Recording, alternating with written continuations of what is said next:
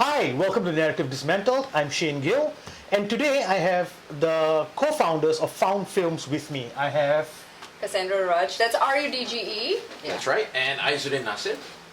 nice That's to meet you both. SSER. Thank you. Nice to meet you both. And thanks for having us on your podcast. Most welcome. Thank you for coming. Now, let's go right into this. Tell me about yourselves. How do you end up as filmmakers in Singapore? Do you want to go ladies first? Yes, Please. always. Okay. Yeah. So there are two parts to my answer. Sure. I think I was always gonna go into filmmaking. Okay. My life experiences made me want to end up a storyteller. Okay. So I started with jobs that were very much around filmmaking. I think with event management, that was my first job ever. Okay. Through that, I became like an MC, and then as I started MCing, people were like, "Oh, you have a radio voice, try radio." And then I got on radio, became a news presenter, had massive imposter syndrome. I was like, you know what, this job is nice, and the people around me are great, but I feel like this is not what I'm supposed to do, and did very badly in school. Okay. But my favorite subject was English composition. Okay. Yeah, and I was great with the storytelling, and teachers used to call me a dreamer. And I think it's because I was always dreaming up stories in my mind, and I always had all these scenarios. Okay. I really do vividly remember. You know what I mean? And so eventually COVID hit. Okay. That might be like, I don't know, now it feels like it's everyone's story. Yeah. And it was the opportune time, and my husband went like, "Hey, why don't you just do what you've been talking about for years, which Okay. is, write scripts." And that's how it happened. I started writing a script, and I can tell you the rest. But start with yourself, of course. Yes, of course. You're both co-founders, right? Yes, Yes, we are. yes. We are both Please tell me. co-founders. Yeah. Right. So I started off in this industry as an actor in 2010, unofficially, because my first role was on Crime Watch when I was still serving national service. And then after which, in 2011, I did a kids show before what till date is still, I guess, my most commercially known work. Mat which Yo-Yo. is Mat Yo-Yo was years ago. Yes, that's part of my history. But no, Aizuddiin. Yes. So Oh, but you're actually a Mayoyo. I was supposed to go audition for Yeah. it. I mean, funny or not, that show is historical, man. Yes. It is. Yeah. It is iconic. So when you said Yes. kids show, I thought Mat Yo-Yo. Right. No. So it was this show called 100 Wishes, and so I played like some Betty, like some villain, but Okay. it's a very childish thing, Okay. very child stuff. And then I did Aizuddiin, and then eventually I did all these other TV shows and films, independent films, mostly short films. And going back to my childhood, as I mentioned earlier, just a second ago, I was supposed to audition for Mat Yo-Yo when I was 5 or 6 years old, because ever since I was young, it was always said that I came across as a very natural performer. So I come alive when I get to perform. Yeah. Right? So I did a play when I was 6. I was in a musical and I played the wind. Oh, wow. So I was just Okay. like going around as the wind. Okay. Right? Because nobody could control me. So I was a highly energetic kid. Okay. Right? So the only thing that could get me to focus was through performing and specifically acting. Okay. Then when I was in primary 2, I was directing and acting as the wolf in the Three Little Pigs. Primary 2, Primary 2. directing. I was directing it. That's amazing. And acting in Okay. class in Okay. primary 2. I was the only student director Hence for the that. actor filmmaker. Right. And so we made it something really twisted. But I don't think it's friendly enough to be. At primary 2, I already thought of like the most like darkest. Tell me, we're not censored here. So the story was I decided to direct the whole thing where to survive, the Okay. Three Little Pigs started selling each other out, and then eventually they ate each other. And I was 8 years old. Nice. And the wolf just looks on, and so that Nice. it was a very but eventually so I got into it. And then how I became a filmmaker was a couple of years ago, maybe about 7-8 years ago. Cassandra Cass came up to me and said, "I have this idea for a script. Okay. You know, it's something I've thought of, which I think we will expound upon later Yeah. on. Okay. And it was called the Rape Squad. Yeah. Um, And it's not about a bunch of guys going around raping. No. I would hope not, but yeah. We'll get into that. When she first mentioned the title, I'm like, wait, are we doing that? No. I mean, I'm not in that, but I guess I don't mind. I'm sure be artistic though. Band, but artistic. Yeah. So it's actually basically a group of vigilante women chasing down all these Sexual perpetrators. sexual abuse yeah. perpetrators. And this, by the way, was prior to the whole Harvey Weinstein scandal. Yes, it was prior to Me Too. It was interesting. That was prior to the whole Me Too movement. So like 2 years later, when the whole Me Too movement blew up, I just turned to her like, do you realize that like your story predates this massive event in the world. So anyways, I think the moment she came to me and she pitched this whole idea of the script, that was the moment that I transitioned from just being purely an actor to an actor filmmaker as well. Okay. Yeah. Okay. Now, I mean, we have the questions right in front of us, but like I said, they're going to be a guide. So, what inspired you to become a filmmaker, and how does a Singaporean identity show up in your work? I think a better question would be, what are the challenges you face that are unique to Singapore? Because we have, honestly, the art scene in Singapore is so difficult. It's so hard to make things happen in Singapore. Tell me a story about that, getting things done in Singapore. You know, I do think, right, it starts with family for me. I don't know whether you call it good or bad, but I think I was in an environment that encouraged the creative career, you know, so there wasn't the whole go get a real job. But I don't mean just from home. I mean as in like Singapore as a whole, right? It is. It's so hard. It's a it dot seems on the like map. arts is just not appreciated here. Yeah. So what inspired me was I felt that I had a need to, one, shed light on colorism. Okay. So actually that is really the beginning of my story, right? And I've done this a lot, you know. Growing up in Singapore, I used to be called like dark but pretty. Oh, you're so pretty but you're dark. You're dark but so pretty.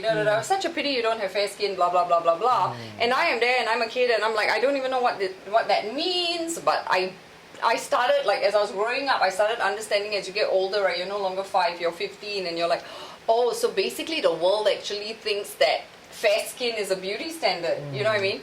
And then you get teased for having dark skin, and then when I got into like event management and radio and all, because a lot of these jobs, they involve, you know, being in front of the camera or, you know, something to do with being in the spotlight. And I did get remarks like, hey, you know, if you had light skin, you would probably be famous. If you had light skin, you would probably be in front of the camera, you know. And that's when I was like, oh, hold on a second. Did this happen a lot? A lot. And I was like, wait. Okay, I've lived it. I can't undo that. But what I can do is do all the girls, you know, who are much younger than me, do them a favor and start teaching them that the color of your skin tone does not determine how talented or how beautiful you are. You know, you're good looking, black or white, you're talented, black or white, you're healthy, black or white, it does not matter, right? And we need to stop perpetuating the whole fair, beautiful, and blah, blah, blah, right? Because it does a lot of damage to the girls. And boys have told me they were on the receiving end of it, but somehow it didn't affect them as much. But a lot of girls have told me like it did a lot of damage to them. There's low self-esteem. So I started, right, with the idea that, I want to make a film about colorism, and that film is going to be called Not Fair. Okay. And that was actually my first ever script, although our first idea was The Rape Squad. So that was my entry into the film world. And that has been shot and done already? It's been, there's a film out there called Not Fair. We can add the links right here. And I will. To all the short films that you've done so far. Yes. And so the audience can see it. Yes. And what about you? Any unique challenges to Singapore's art scene? Yeah, because I have been in it as a musician for a long time. Yeah. My producer Kasim he's still in it now. Yeah. And it's hard. It's really, really hard. Right. You know, because people do not, it seems to me that they don't support our own. Look, I can get the top 10 metal bands in Singapore. I can rent out the indoor stadium. I will not, for a festival, 10 bands, I won't be able to sell tickets if they cost more than $25. It's not possible. That's true. And why is that? I think it's because, and there was a very interesting conversation earlier, right? And I would say that, and this is definitely the number one problem, is the stigma attached to anything that's Singaporean, especially when it comes to arts. Right? Because the idea or the concept is that just because it's Singaporean film or it's a Singaporean TV show or Singaporean arts, it's what maybe some of the things that we don't really enjoy on MediaCorp. It must be equated to that. It must be of that same quality, and I mean lack thereof. Bad scripts, bad writing, bad everything. Yeah, bad writing, bad scripts. And I think that the irony is that, like what was mentioned earlier, which was what we also realized, is that in any other industry or in any other country, now I'm not saying that, you know, it's far easier in the States or all the major markets. It's a different sort of challenge, right? Because you are fighting against more talented or as talented people, and Correct. the volume is a lot, right? But the challenge that they don't face is the whole idea that just because it's produced or directed by a Singaporean director or Singaporean name, it's already a turn off. Yeah, it's probably not right? that good. It's probably not going to be that good. Again, Furthest thing from the truth. yes, and also the other problem is this, right? Now, this coming from me. I'm not saying that Singaporeans don't support Singaporean films at 100% because we have known, like, you know, there's a filmmaker in Singapore where everybody watches. It was a project that I was in. Yeah, I mean, we can say his name, right? Okay, Jack like Neo. Jack Neo, right? Jack Neo, yeah. So he has mastered the art of bringing Singaporeans together. Yep. It doesn't matter which ethnicity, they will all watch his films. Yep. But the perception is that that is the only type of Yes. Singaporean films out there that's worth watching. Why is that the perception? Because it's been going on for so long, It's I been guess. going on so long. I think by the same token as well, I don't think, and there's always going to be this problem of the whole market share, right? Yeah. The market is too tiny. But you know, there's not going to be enough people. So people Give are the audience what they want. yeah, just give the audience what they want, which is what major industries, major markets also do, right? Yeah, yeah. But I think there's also enough people on these other markets to be open to exploring the different types of films and all that kind of stuff. Yeah. Now, having said that, I also feel that Singaporeans do not, they need, okay, I feel that You need to prove yourself platforms- if you're Singaporean. Yes, okay, so platforms like cinemas, they need the film to have a sort of proof of concept that it is worth watching. So, for example, recently Nicole Midri Woodford, Very right, talented. a very talented filmmaker, very Yeah. talented. She is as good Singaporean? as Yes, Singaporean. Singaporean. She's as good as Gus Van Sant. She's as good. Like if you watch her film, she's amazing. Okay. But Anthony Chen is another. Anthony good Chen, film. of course, the legend, right? Yeah. And they needed to go out there and win all these awards and win all this acclaim in Cannes and Rotterdam and Ho Chi Minh International Film, San Yeah. Sebastian, before getting a shot at having their film being released here. And Yeah. were they released? Yesterday, Nicole had her premiere yesterday. Okay. Yeah, Nicole yeah, Woodford. yeah. Okay. So every one of us has to take the same route in order to get that kind of exposure and recognition. Yeah. And the other thing is, I mean, I can only speak from a minority filmmaker also, going back to your question about the Singapore identity, Sure, right? sure. The Singapore identity is Chinese, Malay, Indian, Eurasian, and whatever else, right? But I think like we have the impression, or maybe, and then it's a chicken, you know, which came first, the chicken or the egg, right? Because it's like, no, but Singaporeans want these type of films, but no, if all they have been given are these Yes. type of films, then of I course agree. they, you know, it's like a parent giving a kid rice every day and saying, no, but you want to eat rice, you want to eat rice, Yep. you want to eat rice. Now, how is the kid supposed to know that the kid might actually like Yep. pancakes or hot dogs for breakfast if they haven't been given enough pancakes or hot dogs? So I Yeah. also feel, right, as with my Singaporean identity, Sure. what I struggle with is I should not have to see myself as female minority filmmaker, but because I'm in this environment, I somehow feel that, oh, my struggle is a little bit more because I don't see many other minority stories, female or Yeah. not, you know what I mean? And But do we see many non-minority stories? more than minority for sure. I mean, if you look Yeah. at the color palette, right, Sure. it's not very balanced. I mean, let's just throw out names Yeah. here. You've got Correct. Eric Koo, you've got Jack Neo. I mean, don't get me What's wrong, that? we, At we, the same we- time- they're our friends, and we like them. 70% of the industry, and Yeah. 70% of the people Yeah.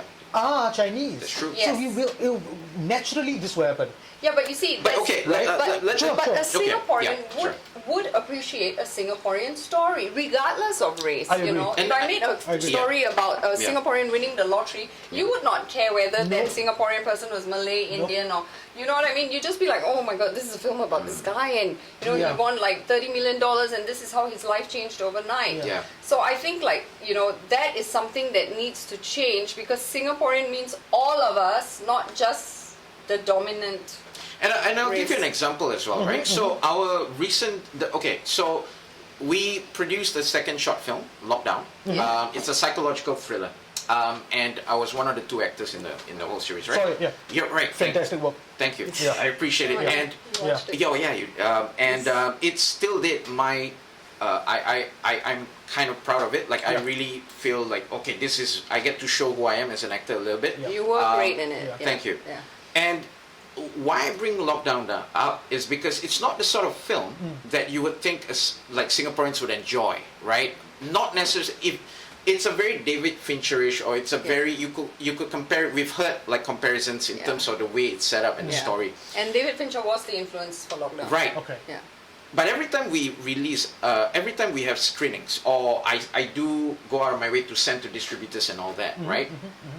They firstly, they have a lot of this wonderful feedback for us and all of that, right? But by the same token, they were also taken aback. They're like, wow, like this is really good work. Yeah. And the first reaction they always give is, this looks like for some reason, it feels like a Hollywood film. It feels Yeah. like a non-Singaporean film. Okay. Yeah. And to Which that, should not be the case. Which should not because be it the is a case. Singaporean film. Right, with and But Singaporean in actors. this case and at this point, is it a good thing though?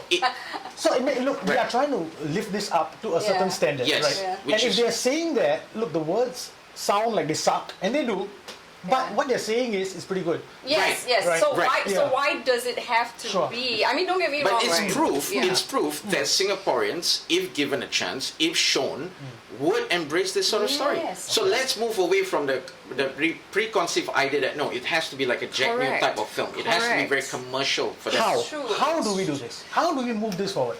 How? What well, can we do as the public? So collectively, Yeah. okay, the public one is give yourself a chance, right? Or give Singaporeans a chance, give Singaporean talent a chance, right? Whether it's the music scene or film or theatre or whatever. And stop buying into the whole idea that like, oh, we are not as talented. I mean, look at the Koreans. Look at how they have just been the reason Yeah. why. Yeah, it blew up, yeah. It just blew up, right? I mean, now like I watch Korean films, you watch Yep. Korean Yep, of films, course. you know what I mean? Yep. We know Bong Joon-ho, we love Parasite. Yeah. That was the one that blew it up. Right? Parasite was it the first one? Yes, Yes, yes, yes. yes, Yeah. And then of course then you go on TV and Netflix and there's Squid Game and everyone's talking about Squid Game. There is, I think, like what we need to do, right, is we need to start. I always use this analogy, right? The parent, right, who's always ready to celebrate that niece and nephew that flies in from the US or the UK, while they're really not paying any attention to their kid at home. You know what I mean? I mean, come on. 100%, I agree. Yeah.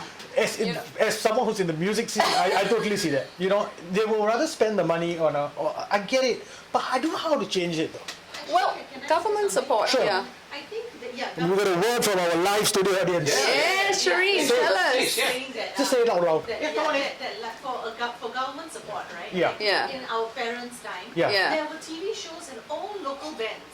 They were all local bands. Yes. Yes. Yes. Yeah. Like the October Cherries. Or is that, Yeah. was that I local? know, like the Quest. Yeah, the Quest. The Quest, You know? yes. Jive Talking Energy. Yeah, but it just disappeared. It did. Over It did. time, right, It did. stopped. Yeah. Which Yes. is strange. When- But it didn't stop though. The bands were still there. Yeah. Somehow the view of the bands changed. because it started turning to Hollywood only. Yes. You know? Yes. But Yes. actually, we had all this talent all this time, and it was much more Yes. celebrated before. Yeah. Yes. Yeah. There were, yeah. The talent has always been around. There's so All many. the P-Ramlee movies. Correct. That P-Ramlee version, yeah. Yes, yes, Local flavor. yes. Yeah. I don't know what to do about this though. I think, I mean, like the government support, I mean, I think it is increasing. You know, there are more grants out Yeah. there, you know. But are But, these okay, grants but I- actually easy, can get or not? But I tell you what they did, right? Yeah. Okay, so Yeah. we did a bit of research, and this was also information that was shared to us by peers in the industry. Sure. So one of the ways that the Koreans actually boosted their film industry was simply by one thing, which was to provide grants. They created a quota, which Okay. means 50% of films that that are screened in Korean cinemas every year has to be Korean films, right? So what then happens is the government, there is a concerted effort by the government to actually support the Korean filmmaking industry, Yeah. right? So none of this happened by chance, by the way, right? So what we have to do is to think of those things, right? So, for example, they provide like it's very expensive to show films in cinemas, right? Okay. So the basic math is that if you are producing a film, to break even, you have to make 3 times the budget, Yep. Yeah. right? Yep. So in Korea, they actually alleviated all of that. So How? they give what do you call it? Subsidies. You want to explain how it becomes 3 times the budget? Okay, so what happens through the way films, the filmmaking will works, right? How it works is when you have the budget. So when you make a film, you obviously have to rent out the cinema halls, Yeah. right? Yeah. So 70% of the film revenue goes to the cinema halls. Your Golden Village, your Shaw, your Cathay, all these guys. Then of course you have your Marketing. investors, And your marketing marketing, costs. Yeah. Yeah, all the Marketing, stakeholders, yeah. you're right. stakeholders, investors, right? And of course your executive producers as well, who might have been private investors who Yes. pump in the money, Yes. right? And then only then do you, after you cover all of this, then you break even.